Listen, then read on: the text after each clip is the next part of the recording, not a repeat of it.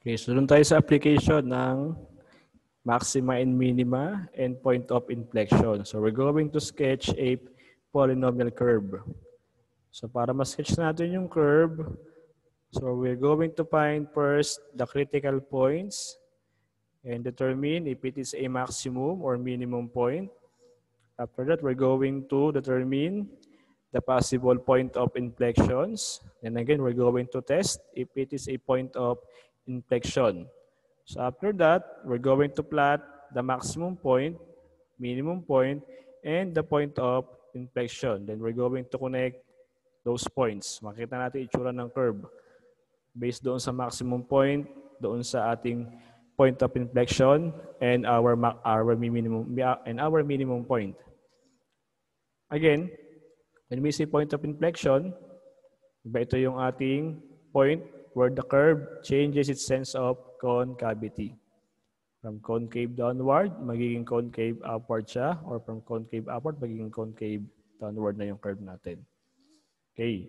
But before we sketch a polynomial curve, so doon muna tayo sa isang solution na pag-determine ng ating maximum and minimum point.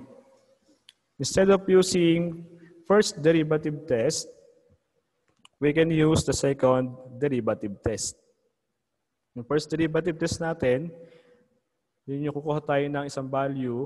Pag na-solve mo na yung x as critical point, then we're going to check if our f prime of x changes sign from positive to negative as x increases through a para masabing siya ay maximum point. Or para masabing siya ay minimum point naman, we're going to check if f prime of x changes sign from negative to positive as x increases through a. Yun yung isang paraan, first derivative test. Kumukuha tayo ng value sa kaliwa ng x saka sa kanan niya. Then check natin kung nagbago ang sign from negative to positive or positive to negative to determine if it is a maximum or minimum point. So meron pa tayo isang paraan ng pag-check ng critical point. Kung siya ba ay maximum or minimum, which is the second derivative test. Okay. So we have the second derivative test for maximum or minimum points. If your second derivative exists, so a function y equals f of x is maximum at x equals a when our f double prime of a is negative. So ganoon na siya. Kunin mo lang yung second derivative, palitan mo yung x ng a. Kung may papalitan doon, kapag ka nag-negative, maximum. Okay. Pag naman nag-positive, yun ay minimum at x equals a. So ito yung second derivative test. Okay. Sample tayo ng isa lang, quadratic lang. So we're going to find the maximum and minimum of the curve y equals 2x squared minus 8x plus 3.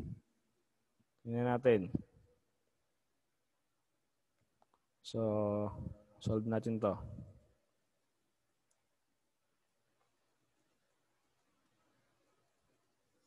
So, we have y equals 2x squared minus 8x plus 3.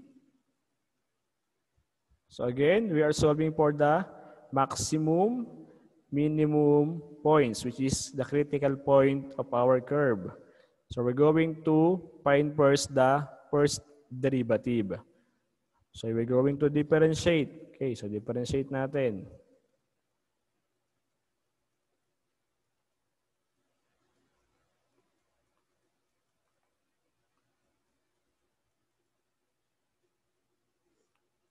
So differentiate natin. Differentiating, we will have y prime for y equals 2 times 2 is 4. So 4x raised to 1 minus 8. This is our first derivative. So after that, alam natin na sa critical point, ang first derivative ay equal sa 0. So at critical point,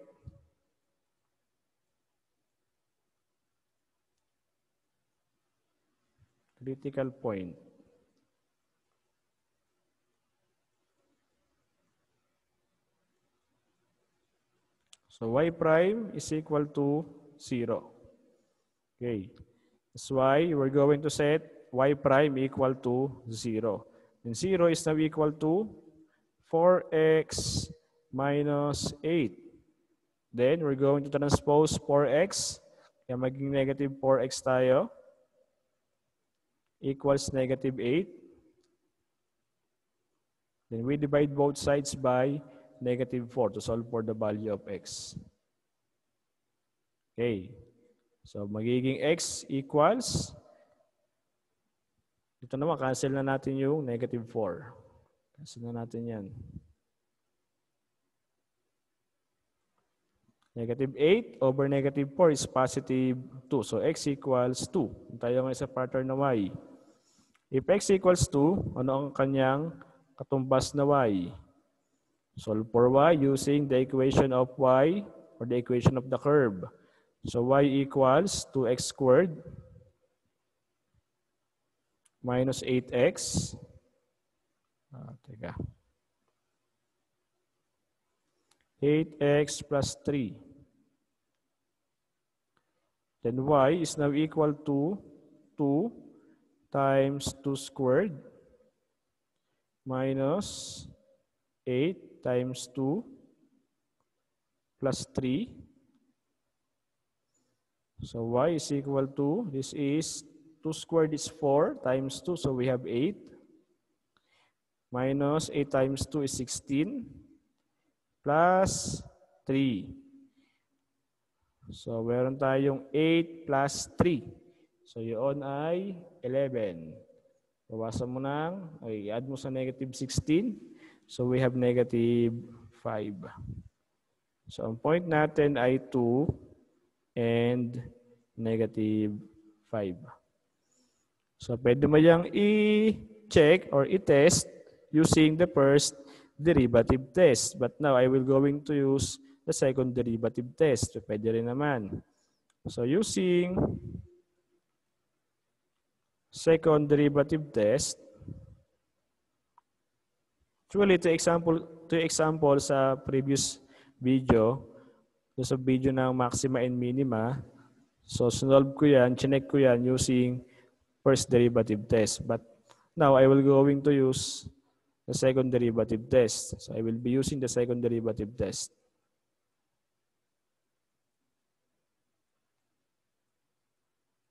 Second derivative. Okay. So from y prime, kaya nga second derivative test, kailangan mo ng second derivative. So y prime times sisimula, which is 4x minus 8. Then, differentiate natin y double prime is now equal to 4. Okay. So at x equals 2, nakuha mo dito, yan. Papalit mo ngayon sa ano yan, y double prime natin. So y double prime equals 4. Since wala naman diyang variable na x, so ang y double prime mo pa rin ay equal sa 4. So ang y double prime ay positive. Ito yun. So ibig sabihin, yung x equals to ay minimum. So since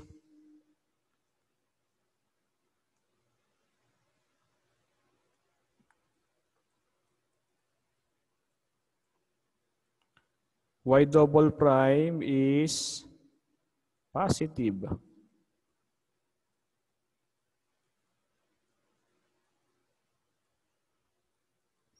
so yung point na 2 and negative 5,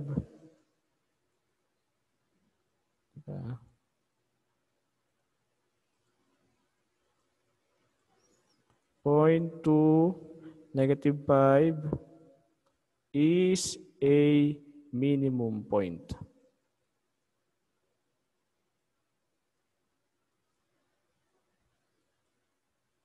Ano na siya, no? Second derivative test ang tawag dito.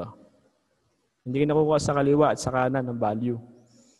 Check mo yung sign kung nagbago pa parang positive to negative, negative to positive, yun yung first derivative test. Dito sa second derivative test, So from your y prime, simula ka doon, kunin mo si second derivative. Then, ano ko ang value ng x ay 2. So ilagay mo yun sa equation. Since ang ating y double prime is 4 na lang, so wala na magagamitan yung 2 na yan. So y double prime is equal to 4. 4 is positive. Then, ito tayo, ano, yun. Positive, ang point na yan ay minimum. Okay, ito yung solution ng una, yan. Sinolve ko yan sa previous video. Sinolve ko doon. At ito yung solution dati. Nakuha yung x na 2, ayan, parehas tayo dyan. Nakuha yung y, negative 5. So we have 0.2 and negative 5. Then ang ginamit ko ay first derivative test. So ito yun. So from x equals 2, ang ginamit ko ay 1 and 3, di ba kaliwa at kanan. So nakuha ko sa x equals 1 ay negative 4. X equals 3 ay positive 4. Nagbago yung sign ng first derivative ko from negative to positive. So yung point na yan ay minimum. So meron tayong same answer lang. Using first derivative test and second derivative test. Okay. So sa sketching ng curves, so pwede na kayo mag-second derivative test para mas maiksi. So pagka nag-0 yan, yung second derivative test mo, pwede kang pumunta sa first derivative test. Okay, Okay, solve natin. Sample tayo isa lang.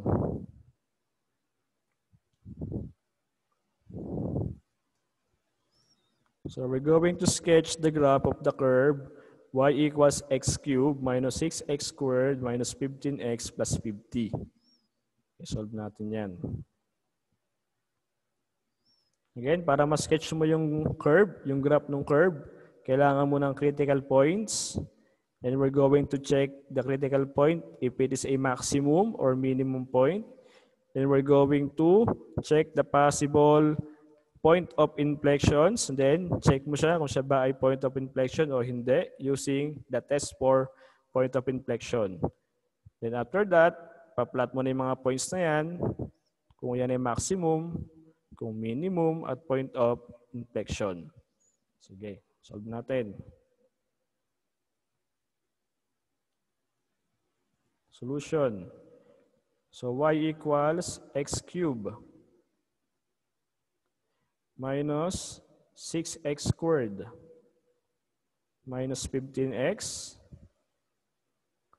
plus 50. Okay, again. So we're going to take first the first derivative. Kasi sa first derivative, kukuhanin yung ating mga critical points. Sige, differentiate muna tayo.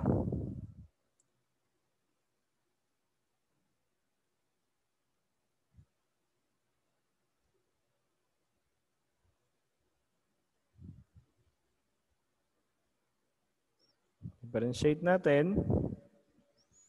So we have y prime for first derivative equals 3x squared minus 6 times 2 is 12.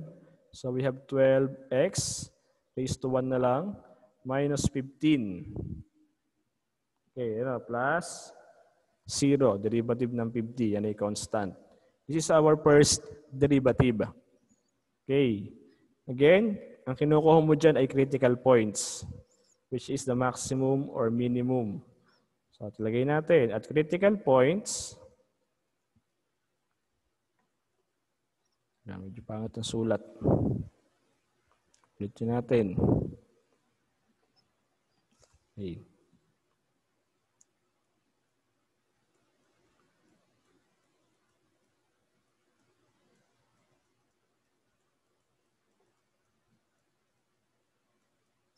So at critical point, y prime is equal to 0.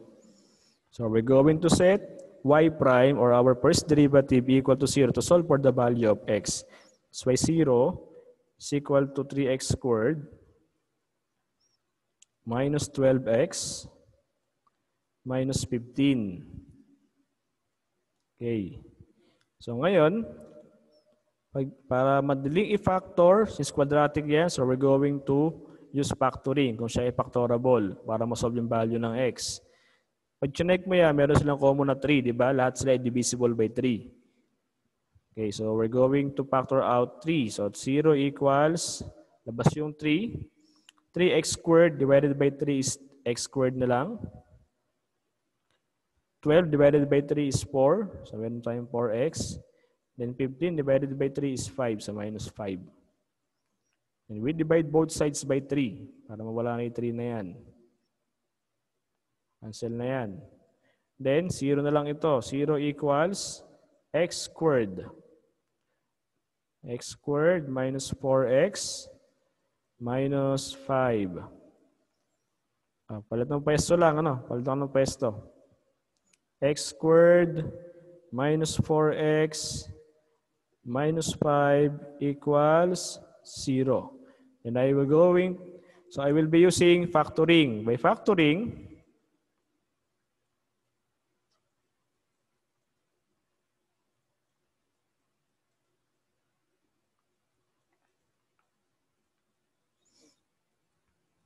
meron tayo sa other trinomials.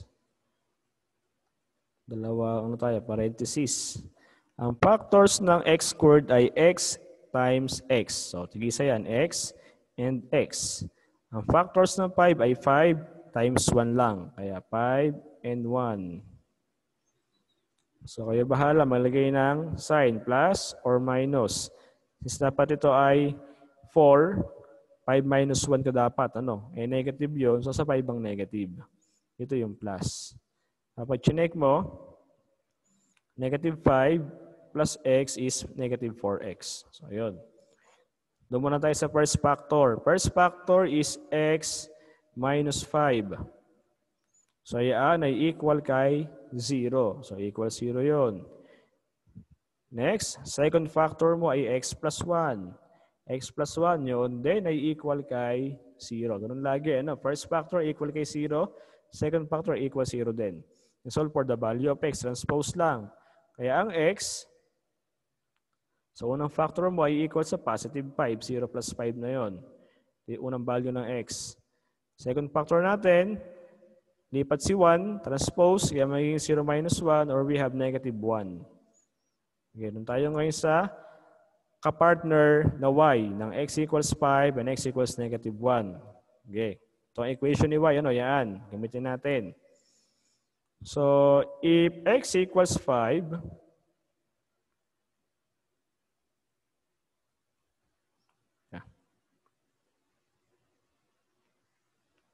x equals 5.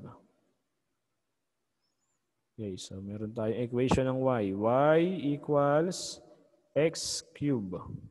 So, y equals x cube. Minus 6x squared. Minus 15x.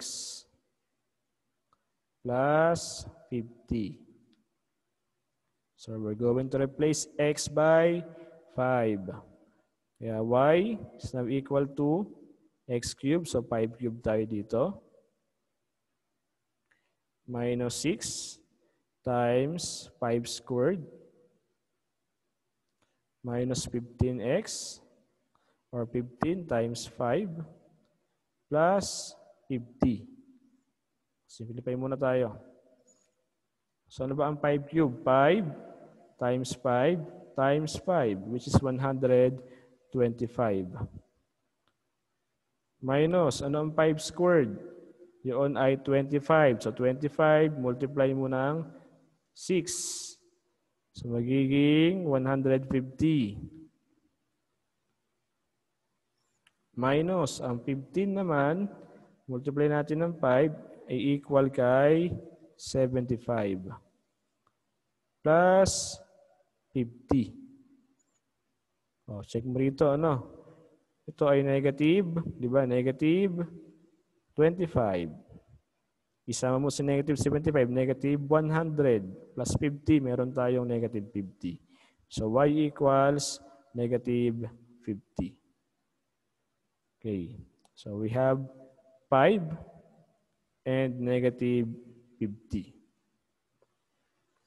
Another one, we have x equals negative 1. So if x equals negative 1, again y is equal to x cubed minus 6x squared minus 15x plus 50. Then y is now equal to, so replace x by negative 1, negative 1 quantity cube minus 6 times negative 1 squared minus 15 times negative 1 plus 50. Okay. So y is now equal to, kailangan ko lang itong drawing natin. So negative 1 cube is negative 1. Negative 1 squared is positive 1. Multiply mo ng 6, so minus 6 pa rin tayo dito. Negative times negative, we have plus. So plus 15 na yan. Plus 15 plus 50. Okay, so 15 plus 50, we have 65 minus 6 minus 1, so minus 7, so meron tayong 58. So y equals positive 58. Yan, meron kang point na negative 1 saka positive 58. So kailangan mo muna yung i-test kung yan ba ay maximum or minimum point. Kasi yan ay tinatawag pa lang natin na critical points. Natin na. Nagamit tayo ng second derivative test para mas maiksi ang solution. Okay.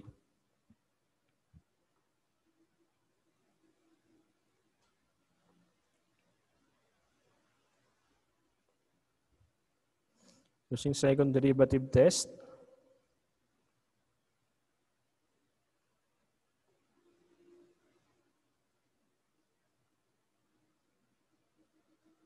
Okay, so huminto tayo ng differentiation sa first derivative, y prime. Tutuloy natin y prime na yan. So y prime natin kanina is 3x squared minus 12x minus 15. So we're going to find our second derivative, y double prime. Y double prime is equal to 6x minus 12. Ito yung ating y double prime. Doon tayo sa unang point, which is x equals 5. So for x equals 5,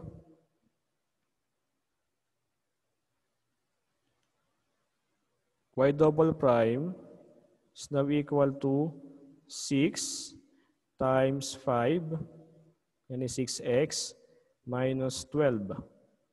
And simplifying, y double prime is equal to 30 minus 12. Kaya ang ating y double prime ay equal sa positive 18. So nakita natin na ang ating y double prime ay nag-positive. Na positive 18. Pag positive, yan ay minimum point. Sabi kanina, no? So since y double prime is positive, okay. So yung point na 5, ang kapar ni 5 is negative 50. 5 and negative 50 is a minimum point. Kasi nag-positive ang ating second derivative.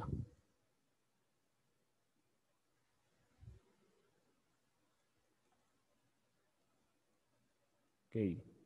Single point.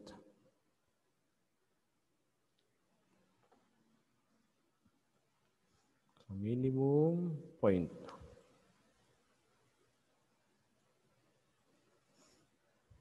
Doon tayo sa isang value ng x. So we have x equals negative 1. So again, y double prime is now equal to 6x or 6 times negative 1 minus 12. Or y double prime is equal to negative 6 minus 12. Then y double prime is now equal to negative 18. So nag-negative yung ating second derivative dito. Nag-negative siya dyan. Ibig sabihin, negative 18, yan ay maximum point. Diba? Pag ang second derivative ay nag-negative, so yung x equals a mo ay maximum point. Okay. Since y double prime is positive or in negative, is negative,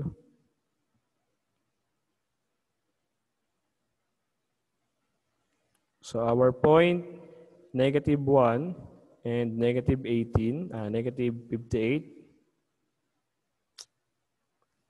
another positive 58. Negative 1 and 58 pala tayo. Ano? Negative 1, 58. Is a maximum point.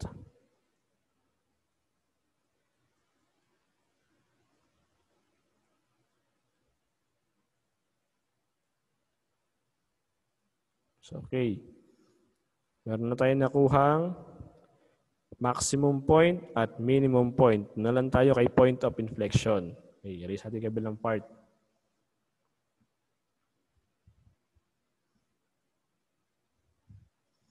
Okay, so yan na, ano. Na-check mo na. Na-check na natin na yung palang 5 at negative 50 ay minimum point. Yung namang negative 1 at 58 ay maximum. Actually, meron ka ng hint dyan dapat no? Kasi y yung negative 50, y yung 58 Y parehas.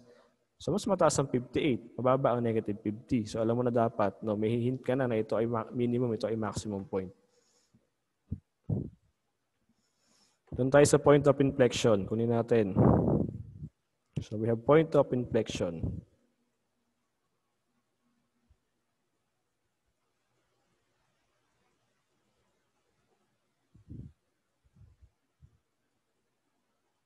So again, point of inflection is from our second derivative.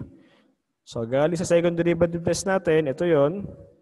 Nakuha na natin ang second derivative, y double prime equals 6x minus 12. O, kunin na natin yan. Gamitin natin. So y double prime is equal to 6x minus 12.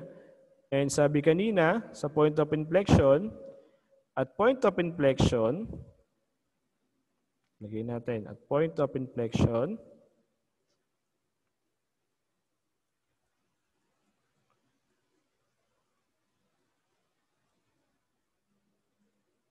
our second derivative is equal to 0. So we're going to set the second derivative y double prime equal to 0. Kaya 0 is now equal to 6x minus 12. So yun siya. Then we're going to solve for the value of x. Transpose ngayon yung 6x natin. Magiging negative 6x yan. Equals negative 12. To solve for x, we divide both sides by negative 6. Kaya cancel itong negative 6 natin. Cancel na yan. Then we now have x equals negative 12 over negative 6 is equal to positive 2. Okay. So may value na ang x. Doon tayo sa kanya ka-partner na y. Again, if x equals 2, so ano ang y? So y by equation is equal to x cubed minus 6x squared minus 15x plus 50. Okay. Palitan natin. Kaya magiging y equals 2 quantity cube. Okay. Minus 6 times 2 quantity squared minus 15 times 2 plus 50. So y will become 2 cubed is 8. 2 times 2 times 2. 2 times 2 is 4. 2 squared times 6. So we have minus 24. Minus, this will become 30. 30. 15 times 2 plus 50. Okay. Combine natin ha. Yung dalawa muna, positive 58. Diba? 58 yan. Ito ay negative 54. So pag binabas mo siya, meron tayong positive 4. So y equals positive 4. Kaya meron tayong point na 2 and 4. Ito yung ating kailangang i-check kung yan ba ay point of inflection talaga. Sige, check natin ngayon.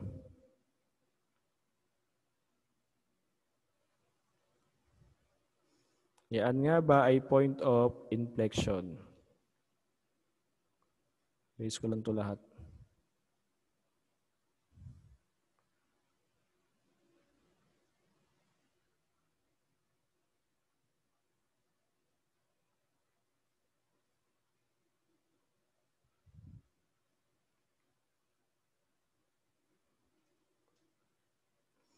Okay.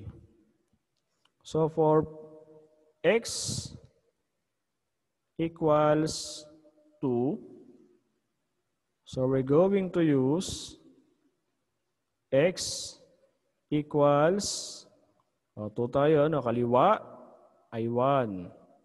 Kanan ay 3. Sige. Then, doon muna tayo sa x equals 1. So, ang ating y double prime ay equal sa 6x minus 12. Okay. So, y double prime is now equal to 6 times 1 minus 12. So, y double prime is equal to 6 minus 12 by negative 6. Okay. Next, x equals 3. Tayo sa kanan. So, y double prime is now equal to 6x minus 12. Kaya ang y double prime natin ay equal ngayon sa 6 times 3 ang value ng x minus 12. So, y double prime is equal to positive 6. Siguro yung equal sign. So, 6 times 3 ay, ito, 18. 18 minus 12, positive 6 tayo. So, pag chinek natin, nagbago ang sign ng second derivative y double prime. So, nagbago yung f double prime of x natin. Pagka 1 and 3. So, nagbago yan. So, ibig sabihin, yung 2 ay point of inflection. So, since y double prime changes sign. Nagbago kasi ang sign.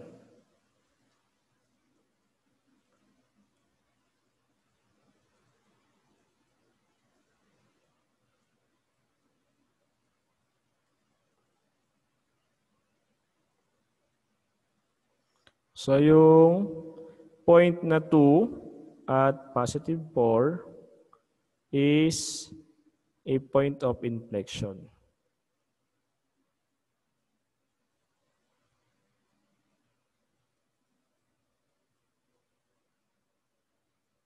Sige. Tayo summary ng mga points, ano? Summarize natin. Meron tayo unang nakuha na ito, 5, negative 50. Nakuha natin yan. We have 5 and negative 50. Ito ay minimum. Bigyan natin.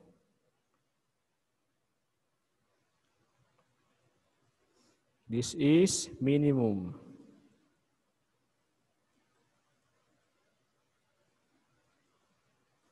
Also, we have negative 1 and 58. Negative 1 saka positive 58. Ito naman, na-check natin as maximum.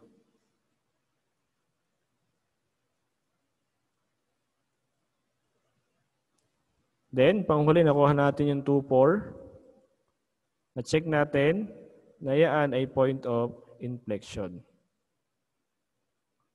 So, sa 2, 4, nagbabago ng concavity yung ating curve. From downward to upward or upward to downward. So, this is point of inflection. Okay.